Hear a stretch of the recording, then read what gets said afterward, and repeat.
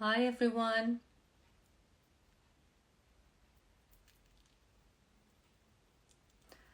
Good to see you all.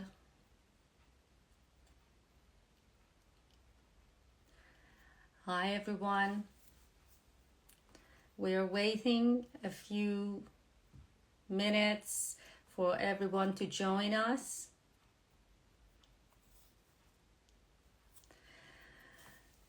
Happy Thursday. It's a lovely day. And we are so glad to have amazing Dr. Gondry on our program today. So you can start typing your questions either in the comment or in the question box if you have any questions for Dr. Gondry. We are also excited to have him here today. So type in the comment, where are you today? Which part of the world? Good to have you all here.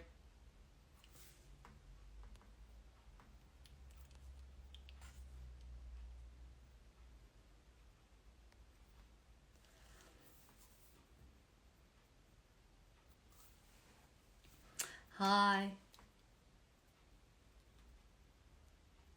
So we are talking today with Dr. Gondry about all nutrition, diet, food. And as I always say, food is medicine, so it's important what we eat, and it affects our lives, how healthy we are.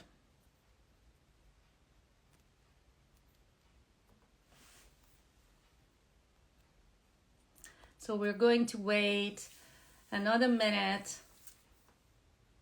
before I invite Dr. Gondry.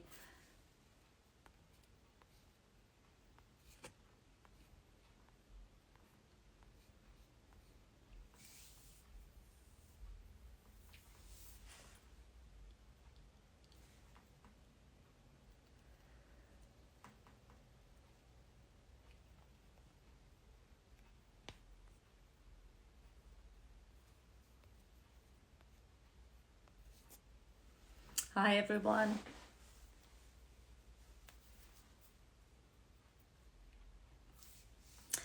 Let me know if you have any questions.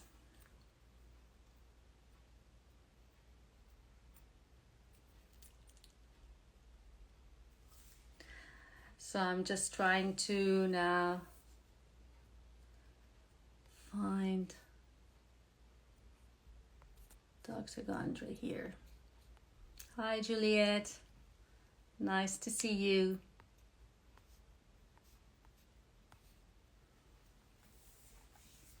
Amazing Dr. Gondry. He's a cardiothoracic surgeon who has dedicated his life for many years now on research, studies about nutrition, diet, longevity, how to stay healthy and have a long life. He has so much experience, and he is the best person if you have any question about the food, what you want to eat, how to stay healthy, strong, with healthy and strong brain, body, to be able to live long and healthy. Hi Maria, good to see you.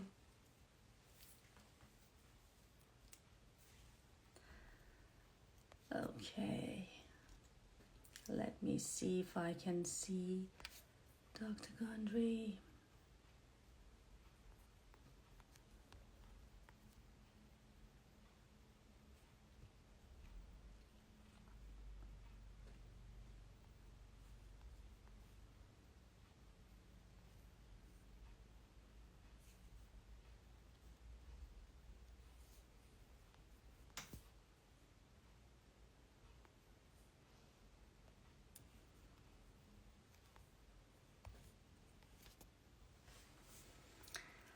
No, I am not.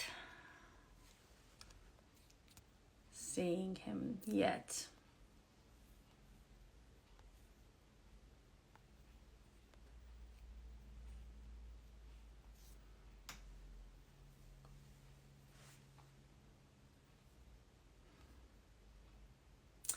Hi, Nazi. Hi, Maria. Good to see you all. Hi, Sharare. So I'm trying to locate Dr. Gundry and invite him.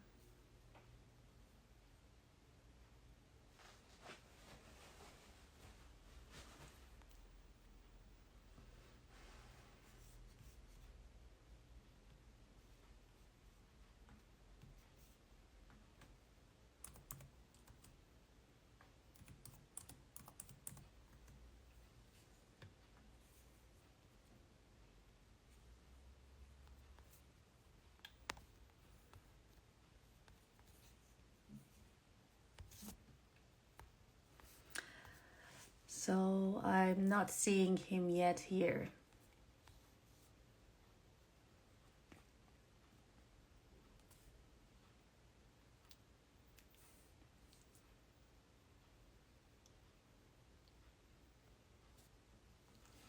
We are still waiting. Send me any questions if you have any questions here or on the question box.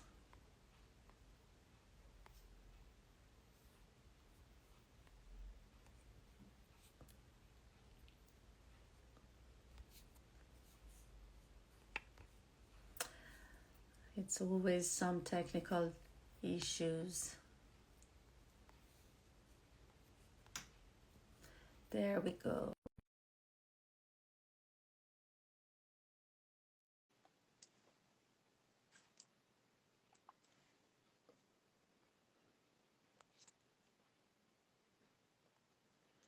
Hi, Dr. Gundry.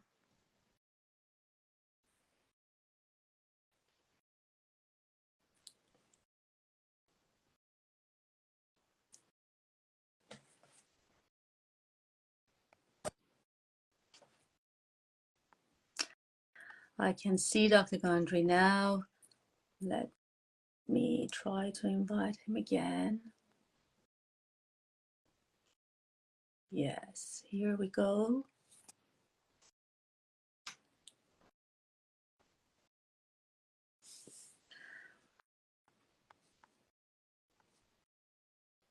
I'm inviting you, Dr. Gundry.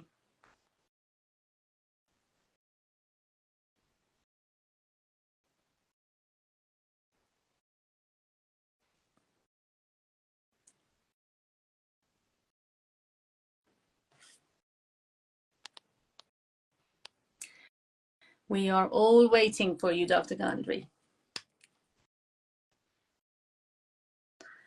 Let's see.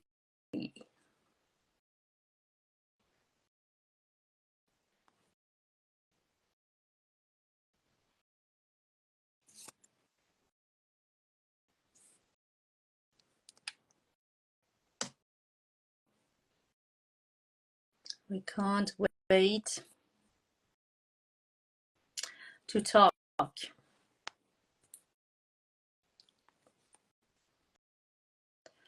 I'm trying to invite. If you could just accept.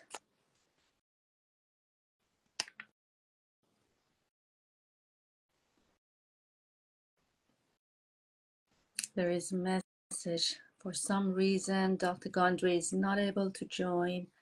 I'm not sure why.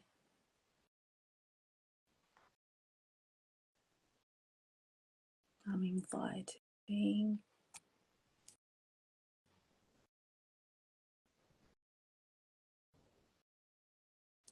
Hi, Lara. Sure, we are going to talk about that too.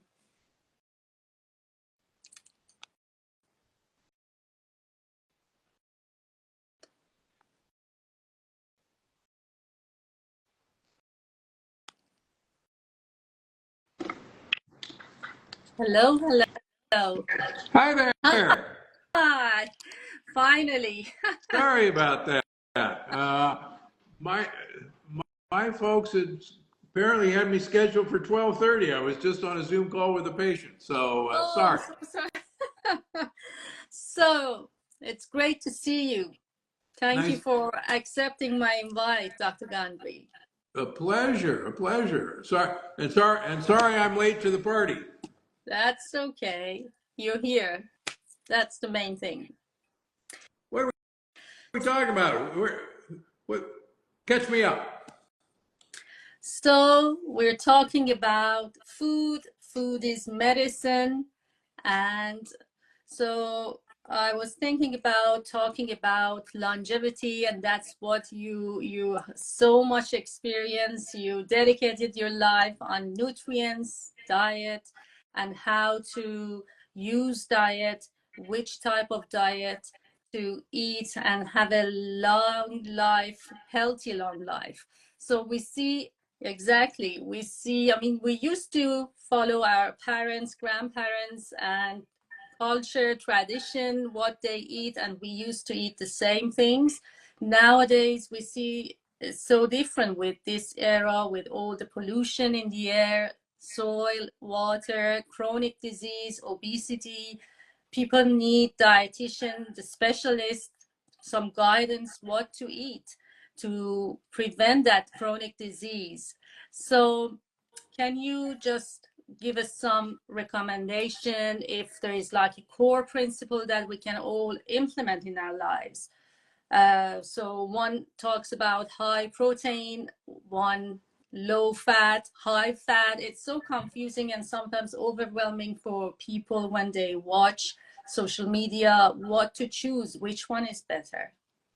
All yours. Yeah, you're right. It's very confusing, and one of the things I think you actually just mentioned is if you look back to our my great grandparents or maybe your great great grandparents, one of the things that was universal was that these people ate whole foods, but more importantly, they ate these whole foods whole. They didn't grind them up into fine powders.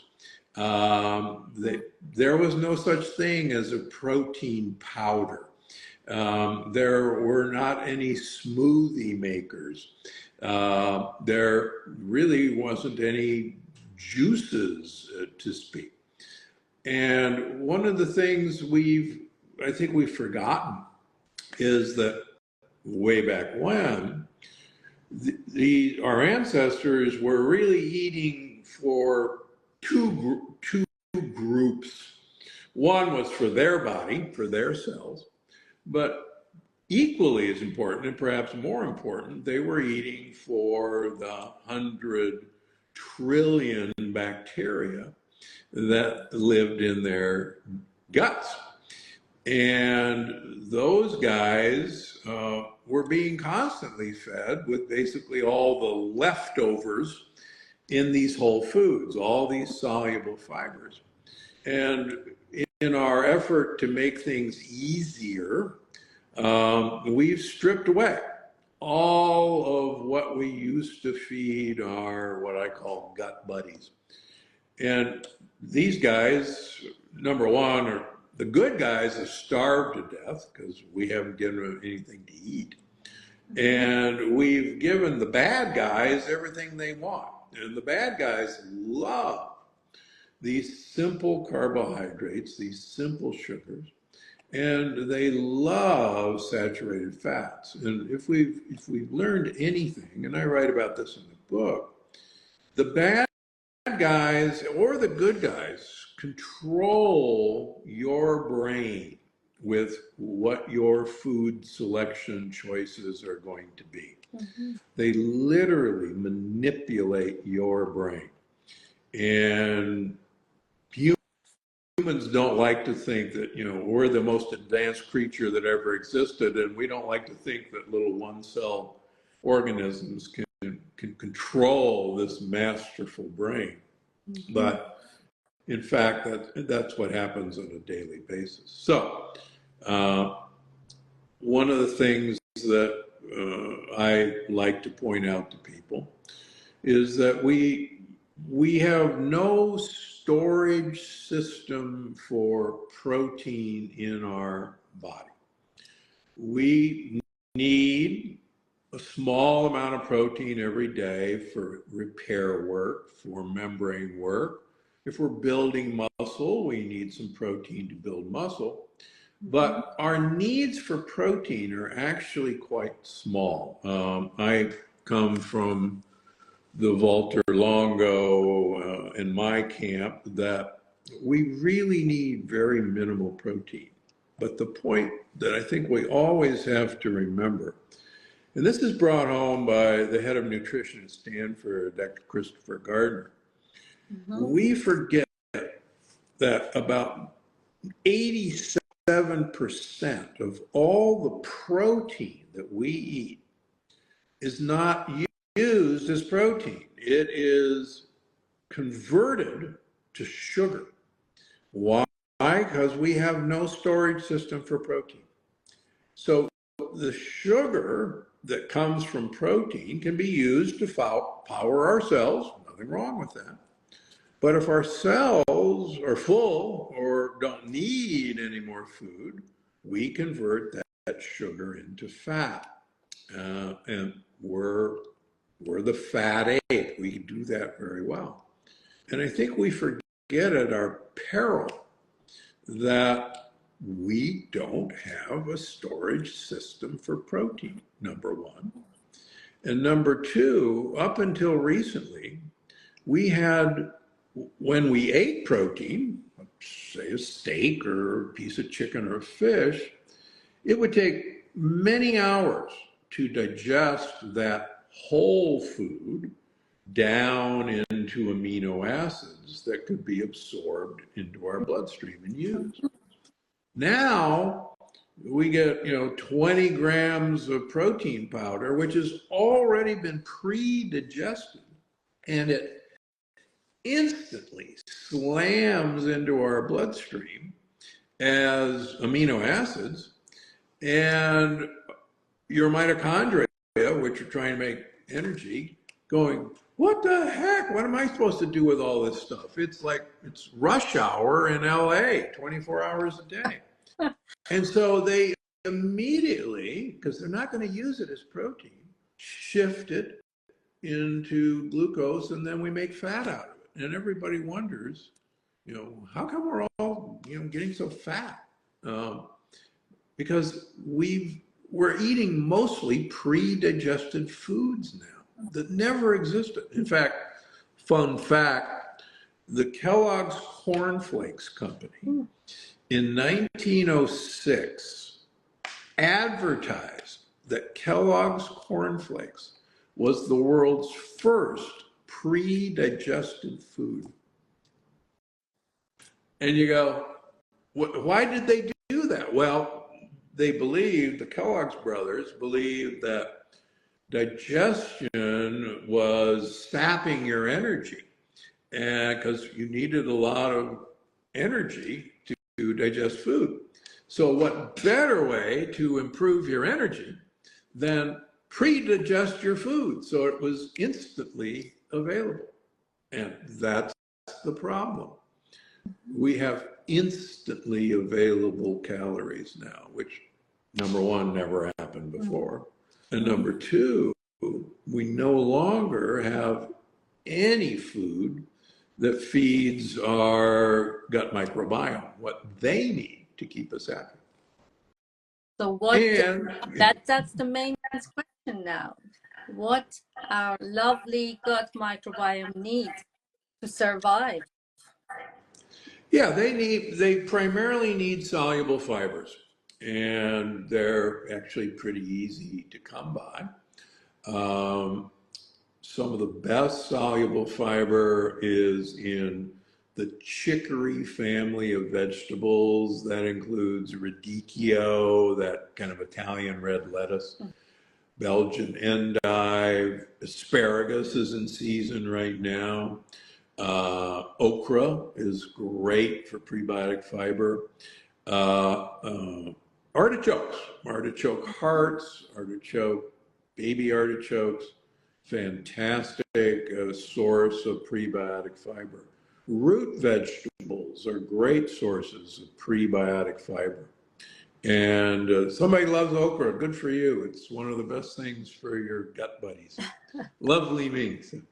That's that's an easy thing to do. But before we get all excited about fiber, one of the things that I think people should realize, as many people know, I'm not a big fan of fruit unless it's organic and in season, because our great grandparents were never exposed to 365 days of fruit, didn't exist. And they only got fruit in season, and they only had it for a very short period of time. The other thing we have to realize is that human studies show that, we'll use an example of an apple. An apple bears no relationship to an apple when I was growing up. The apples I ate when I was growing up are more like crab apples now. Now we have apples, the size of grapefruit. And most people don't realize that apples, like most fruit, has been hybridized for sugar content. But what's interesting is most people now know that juice is probably really bad for you. And because you strip everything away. But what most people don't know, human studies show that drinking juice, apple juice, will spike your blood sugar, spike your insulin, and is bad for you. Okay. But what most people don't know, you take that same apple and put it in a smoothie, blend it, it will spike your blood sugar exactly as if it was juice, because you've now pre-digested it.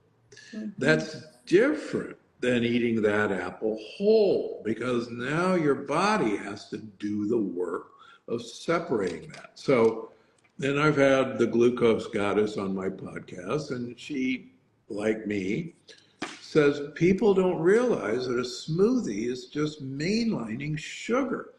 And it's because you pre-digested everything away.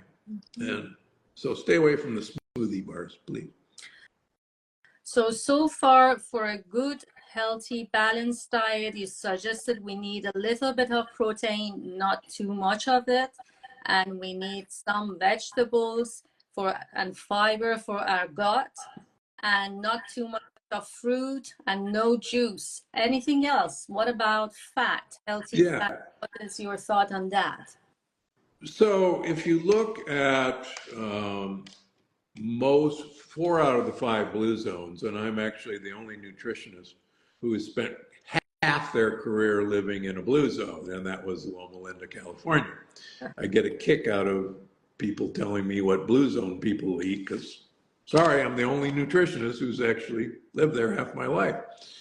And one of the things that's unique about most of these blue zones is that 4 out of the 5 blue zones are sheep and goat herders. And they get quite a bit of their calories from goat and sheep cheeses and yogurts. And I've spent the last few books, including Gut Check, detailing on why these fermented foods are so good for you. And it's fascinating to me that 4 out of the 5 blue zones are goat and sheep herders. The other thing that's fascinating is that even at Loma Linda, their diet is 50% fat. It's a lot of cheeses, a lot of yogurts. They actually eat a lot of eggs, and they eat a lot of nuts, particularly walnuts.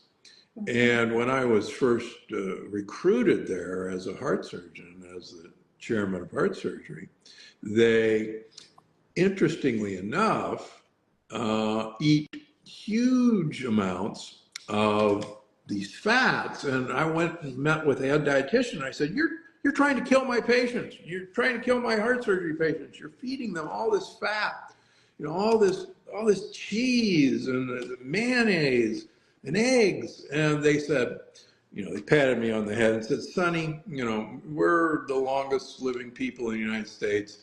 Maybe you ought to pay attention. And sure enough, I paid attention and they were right about it. So, great. The other thing that I think is important is that a great number of these blue zones, particularly in the Mediterranean, use huge amounts of olive oil. And olive oil has fascinating amounts of what are called polyphenols, which are these compounds that we now know are actually prebiotics for gut bacteria. And some of these cultures use 1 liter of olive oil per week. 1 liter of olive oil per week. Finally, one of the most important studies, particularly about heart disease, is a study that was done in Lyon, France, and it's called the Lyon Heart Diet. Some people call it the Lion Heart Diet. So these people were 65 years of age who had just had a heart attack. And they divided the group into 2 groups. And they were followed for 5 years. One group had the American Heart Association low-fat diet. Mm-hmm. The other group had a Mediterranean diet, but they were forced to use a margarine that was made out of rapeseed oil. Now, rapeseed oil is canola oil for anyone who's interested. Canola oil has a huge amount of a short-chain omega-3 fat called alpha-linolenic acid, ALA. The trial was supposed to go 5 years. They stopped the trial at 3 years because the group that got this rapeseed margarine, canola oil margarine, had such improved results, far less heart attacks, far less new events, that they stopped the trial because it was unethical to continue. The punchline of that trial is when they looked at all the factors that were different in the group that did so well. Was it the beans they were eating? Was it the fruits and vegetables that we were eating? Was it the olive oil? The only factor that was different was the level of alpha-linolenic acid in their blood. The only factor. So I'm a huge fan of alpha-linolenic acid containing oils. Mm-hmm. Perilla oil, which is the #1 oil in Korea, is fantastic. Flaxseed oil is full of alpha-linolenic acid. And interestingly enough, organic canola oil is safe. Mm-hmm. Most canola oil, unfortunately, is sprayed with Roundup. But there is now organic canola oil that you can find, and it's loaded with alpha-linolenic acid. And speaking of gut buddies, there's very good studies that the more alpha-linolenic acid you get in your diet, the more biodiversity, the more friendly bacteria you get in your gut. Who knew? Which is great. Yeah, which is great. Finally, speaking of blue zones, we know that these people eat a lot of fermented foods. Mm-hmm. And they even eat fermented sausages. And it turns out that the fermentation, the byproducts of fermentation, are called postbiotics. Mm-hmm. Probiotics are friendly bacteria. Prebiotics are the things friendly bacteria want to eat. But postbiotics are actually the beneficial compounds that these bacteria make. And what's interesting is the work done out of Stanford by the Sonnenberg group showed that you can eat lots of prebiotic fiber, but you also have to eat fermented foods like kefirs, like yogurts, like vinegar. Believe it or not, chocolate is a fermented food. Believe it or not, coffee is a fermented food. And the more you eat fermented foods with prebiotics, that really improves your gut microbiome diversity and lowers inflammation. So that's the other trick that we can learn from the blue zones.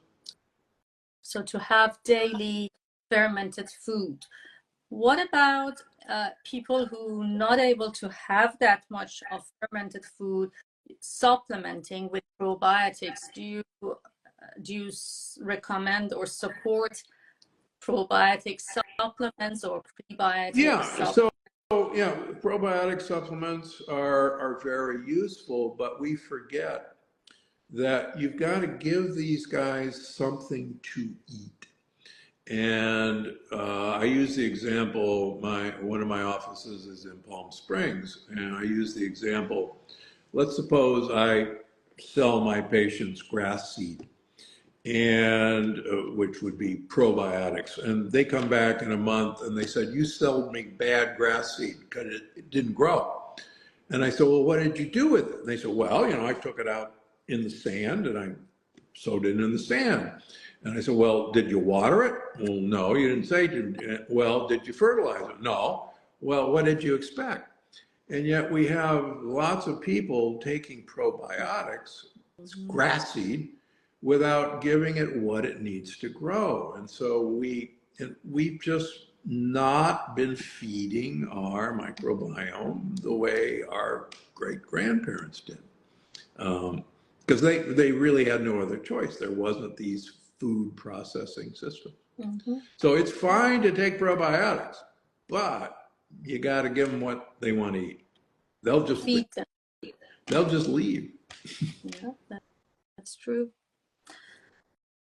Another question pop up here. I don't know about, we hear again a lot, so many confusing information on fasting, how benefits to fasting. Again, people keep asking, my patients come to me, should we do intermittent fasting, 12 hours, 20 hours? There are different benefits. Is it mental clarity? Is it doses, or getting into that autophagy period, or 3 days or 10 days? Any thoughts or recommendations? Have you done any studies, or with your patients, have you seen any benefits?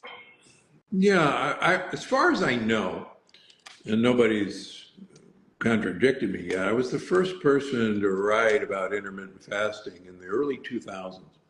Why? Because for the last 23 years, I've been doing time-restricted eating with myself and my patients. And for instance, from January through June, every year, I only eat one meal a day.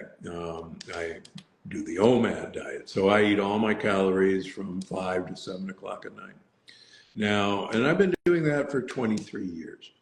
Why do I do that? Because our ancient ancestors, there wasn't a lot of food in the winter. And we inherited a mutated gene from great apes that allowed them to take extra calories, primarily in fruit, and store it as fat. And they actually, during climate change, 12 million years ago, outcompeted other monkeys who didn't have this mutation and couldn't convert. And they were able to take advantage of receding forests. So when they found food, particularly fruit, they gained weight, and they could make it long periods of time because of the weight they gained. We inherited that gene.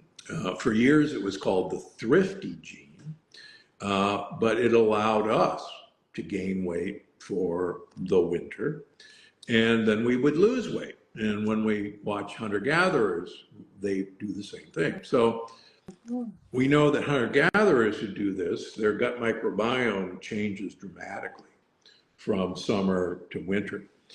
Now, I think, since we've been doing that for millions of years, that's probably a good design, at least it has worked. So that's what I do. In fact, I get it. And so during the summer and fall, I actively gain weight.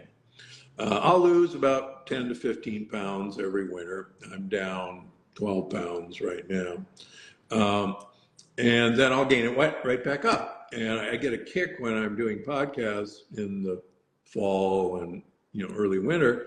Everybody says, "Dr. Gunnery, you're so fat, why do you?" And I go, "Well, why don't you just watch me and just watch what happens in the winter, and you watch, I'll get thinner again." And so anyhow, so that's what I do.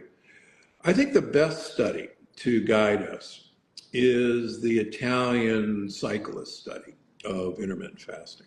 And they took Italian cyclists and they put them on a training table where they all had to eat the exact same food for 3 months. Mm-hmm. They had the exact same exercise program. The only thing that differed is that one group ate in a 12-hour window.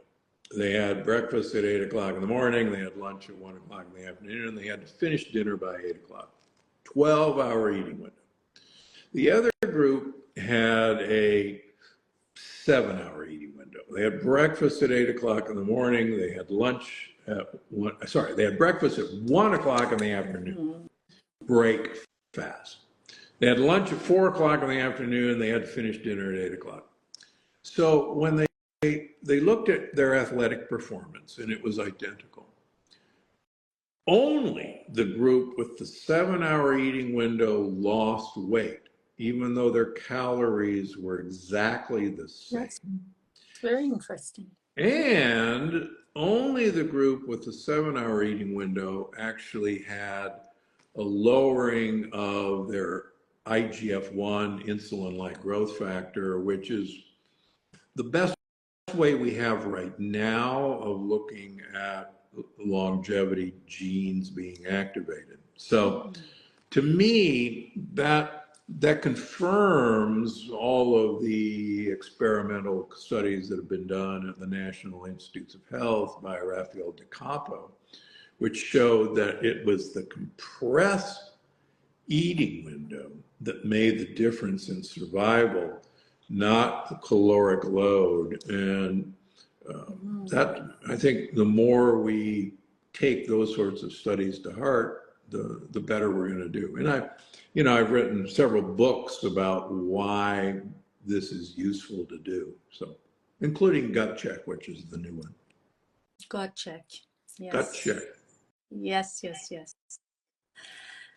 It's interesting. My patients, at least with ketogenic diet, I've seen in them is that those who are on high fat and low carb diet, after a few months, they come to me and we do some blood tests, very basic lipid panel I do, and that suddenly fly high. Very interesting. It's just they lose weight and maybe their fatty liver, but then the lipid is high up. So that's the downfall of these diet, I think, to some extent. Well, that's if you like the cholesterol theory of heart disease. And that is merely one theory of heart disease. I and others think that has nothing to do with heart disease, that inflammation and an autoimmune attack on blood vessels is the cause of heart disease. Mm-hmm. And since 80% of my patients are autoimmune patients, so when we look at whether that cholesterol is activated, and there are very good tests that can look at activated cholesterol, when we look at the surface of blood vessels, activation, I have people with total cholesterols of over 500, with LDLs of over 400, of ApoBs of over 200, and they have absolutely no plaque in their coronary arteries, and they have no activation of their cholesterol. So one would have thought that the cholesterol hypothesis was put to rest this past fall at the American Heart Association, when a drug company put people on maximal medical therapy. Their cholesterols, their LDLs were like 44, And they took these people on maximal medical therapy, divided them into two groups. One group got an additional anti-inflammatory low-dose drug called colchicine, and most of us know that as somebody gets gout, we give them colchicine. Very potent anti-inflammatory drug. They gave them ultra-low dose of colchicine, 5 milligrams. They followed them for new events. The group in the low-dose colchicine on maximal cholesterol-lowering meds had a further 30% reduction in new events compared to the maximal medical therapy. And one would have thought that that would have finally done in the cholesterol theory of heart disease, that it's an inflammatory process. But of course, statin drugs are such a big business that it probably didn't even make a dent. But yeah, this is all about inflammation. And Hippocrates was right that all disease comes from the gut and all inflammation comes from the gut. And we're luckily with each year learning that he was right, and the more we manipulate the health of the gut, the better we're going to be. So what blood marker, biomarker you normally suggest to check in these people when they're unstable? One of the most modern of these markers is what's called OXPL-ApoB. OX, capital P, capital L, dash ApoB. PL stands for phospholipid. And it correlates actually very, very well with whether or not only cholesterol is activated, but also whether this really nasty little cholesterol called LP little a, lipoprotein little a, is activated. And there's very good papers proving that that's true. Many, many people inherit a gene to make LP little a. It's very strong family history of heart disease. It's usually LP little a. But you can track it with that. The other thing that I was the advisor to the company that invented this test, it's the plaque test, PLAC or LP-PLAC, looks at how sticky our blood vessels are. And I've written a number of papers that fish oil, grapeseed extract, and a funny sounding polyphenol called pycnogenol, French maritime tree bark, actually dramatically lowers the stickiness of blood vessels. So, but those are two really good tests. But I've told many, many people that if I only had one test, all I could afford was one test to predict my fate, it would be a fasting insulin level. And a fasting insulin level of 6 or less, we're going to do fine. Unfortunately, 88% of Americans have an elevated fasting insulin level, and most of them aren't even aware of it because their doctors don't know to measure it. Yeah, and interestingly enough, it could be many, many years before they develop pre-diabetes or diabetes. So as exactly. The best test, I totally agree with you. It's great, and I do it on everyone since I do functional medicine. Very good test. And no, you're right. Their hemoglobin A1C will be, quote, normal. Even their fasting glucose can be normal. And yet their insulin is elevated to pull all that stuff down. And they just, the docs miss it all the time. Yes. Yes. And good for here in Canada, that is covered by our national health system. So that's good. And those advanced lipid markers that you mentioned, they are part of a private, and not insured. So we have to pay, or patients have to pay for those tests. But fasting insulin is great. And I agree. I think we should all learn and try to do this test for everyone. Yeah. I mean, really, in the United States, I mean, it's really an $8 test to get a fasting insulin level. But unfortunately, I have third year family practice residents rotate through my clinic for a month. And I mean, these are guys who are about to go out into practice. And they've never been told about a fasting insulin test. They've never been told what a HOMA IR is, an insulin resistant test. They don't even know what a glycated protein is or a fructosamine test. It's like, wow, what are you guys doing? Yeah, and they're shocked when they see this.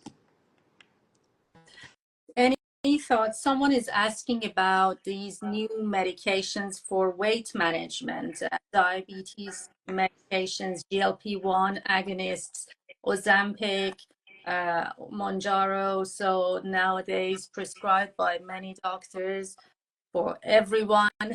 Any thoughts? If they're safe, and what are your thoughts or recommendations using these medications?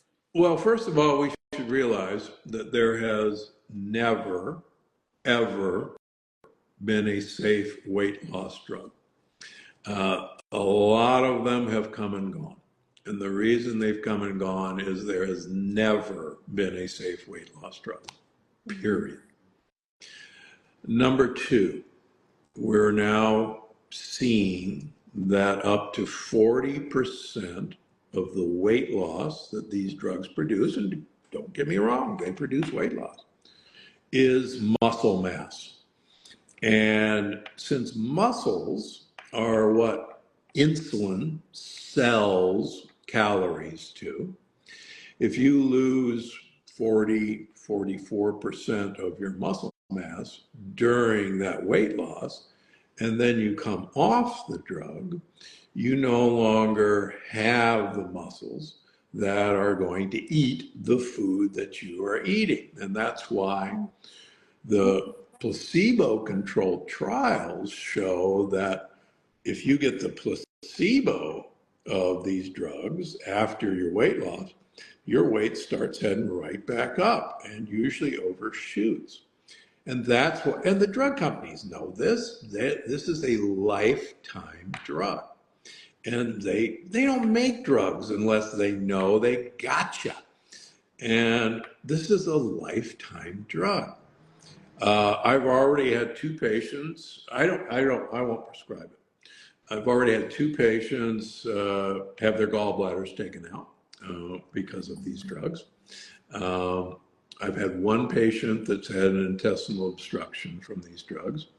So just wait, just wait. Mm-hmm. I know. It's yeah, I just, if one can do with natural solutions and lifestyle and eating healthy, why not? Why in these medications with so many side effects? And still it's early days, we not know many things about these medications. Right. I mean, that's the problem. It's too early. Yeah. I mean, speaking as a heart surgeon, fen-phen, was a miraculous weight loss drug. And it was only literally kind of 10 years into it that we realized that fen-phen was destroying the mitral valves of a large number of people. And I personally operated on a number of women whose mitral valves were destroyed by taking fen-phen. Yeah. But we didn't know about it for 10 years. And like I say, there has never been a safe weight loss drug yet. True. And I wouldn't hold our breath that this is going to be different. So you have so much expertise on autoimmune disease. You see many patients with autoimmune rheumatoid arthritis, psoriasis, thyroid disease. Any special diet you recommend to these people? Every day I see these patients on so many different, bombarded with these medications, biologics, methotrexate, and so on and so forth. But any Any word of wisdom for these people who are suffering? Well, my diet, the plant paradox, I have published data that a year of people with autoimmune disease, they are in remission on no medication, 94% of them by following the plant paradox diet. Not bad, not bad. I have 2 published papers on that. So it works. 80% of my practice is autoimmune patients who it hasn't worked. What I would tell anyone who are on these biologics is I got into this because I was a heart transplant immunologist. I was a xenotransplant immunologist. I was really good at fooling the immune system. I was really good at understanding what the immune system was looking for. And so we, used transplant drugs to tell the immune system to not be so interested. So when I see a patient on these drugs, I go, well, wait a minute. You don't have a heart transplant. You don't have a kidney transplant. You don't have a liver transplant. What in the world are you doing on these transplant drugs? Because, and if people would bother to look at the known risks of these drugs, it's like, why in the world would I ever consider, taking these drugs? And luckily, we know what the immune system is after. We know why it's activated. And once you seal leaky gut, every autoimmune patient that I see has leaky gut, and we can test for leaky gut. When we seal it, and we can measure it progressively, and it can take up to a year, sometimes even longer, their autoimmune disease goes into remission 90+% of the time. I do have a few failures, but it's pretty unusual that they go into remission. So, yeah, and the plant paradox is readily available. You can get it wherever books are sold. Gut Check is my current book that really is kind of the plant paradox 2.0. And it tells you kind of everything I've learned in the last 7 years since Plant Paradox was published. So every one of us needs a gut check. Got it. Yeah. Any special tests you do? What is normal? Yeah, well, so we use a lab called Vibrant America, which tests for not only markers for intestinal permeability like anti-zonulin IgG, anti-actin IgG, anti-LPS IgG, but they also will test for food sensitivities. Those are very different than food allergy testing. They're not similar at all. One of the things that, I guess I got famous for is lectin avoidance. I can tell you that gluten is a lectin. 100% of my patients with an autoimmune disease have antibodies, and leaky gut have antibodies to the various components of wheat. Wheat germ agglutinin, gluten, non-gluten proteins. 70% of my patients with autoimmune disease react to the various components of corn, interestingly enough. And most gluten-free foods, corn is one of the major ingredients. People should know that oats have a protein that cross-reacts with gluten, and tons of oats say gluten-free. Don't believe it for a minute. So, what I tell people is, look, I can sell you some supplements that will repair your leaky gut, which they will. But if you keep swallowing razor blades, which I call these plant compounds, you'll just slice it right back open. So I think it's a two-pronged system.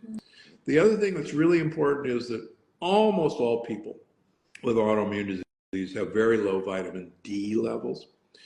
And at least in my clinic, I get everyone's vitamin D to at least 100 nanograms per milliliter. I run them in general 100 to 150. Mm-hmm. That's not toxic. I've been measuring vitamin D levels for 25 years. I've never seen vitamin D toxicity, ever. University of California, San Diego, which has a huge vitamin D research unit, has never seen vitamin D toxicity up to 40,000 international units a day of vitamin D3. Wow. And ever. So there you go. Oh, just to wrap up about supplements, you talked about supplements. Any daily supplements you recommend for everyone? Something that it's good, healthy for longevity, and people can take it every day. Yeah, so the University of California, San Diego says that the average person should take 9,600 international units of vitamin D3 a day. People who have the longest longevity have the highest vitamin D levels. And yeah, so vitamin D, take 10,000 international units of vitamin D. The other thing that I think bears repeating is we're one of the few animals that don't manufacture our own vitamin C. And so I really recommend timed release vitamin C. About 1,000 milligrams at least once a day, preferably twice a day. Vitamin C is a water-soluble vitamin, and you could take a vitamin C and it'll be pretty much gone in 4 hours. The other option is to chew vitamin C 4 times a day as a tablet, but it's just easier to take time-release vitamin C. And we don't have the time today to go into why that is really very important. So those are 2 really good supplements. Also, omega-3 fatty acids.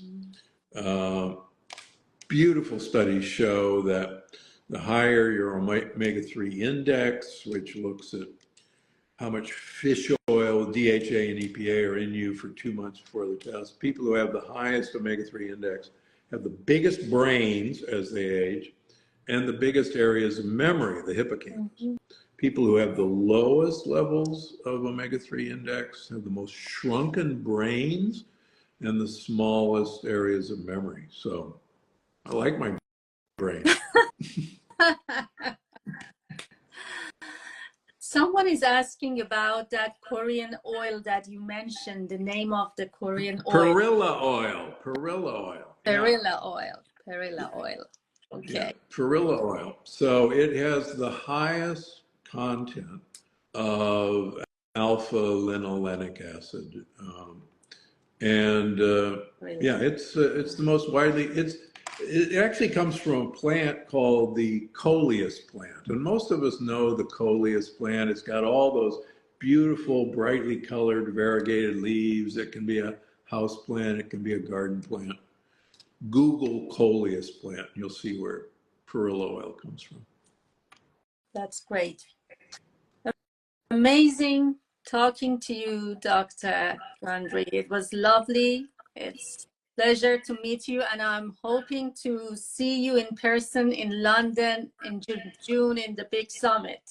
Yeah, that'll be great. Be I'm looking forward to it. Yeah, I can't wait. I did some of my training in London, so it'll be great to be back. Great. It was lovely seeing you here, and thank you for accepting the invitation, and hopefully see you again soon. All right. And next time, I promise I'll be on time. Sorry about that. But blame my patient. Patients come first, as Absolutely. you probably know. Totally agree. Good to see you. All right. Take care. Thanks a lot. Bye. Bye, everybody. Bye.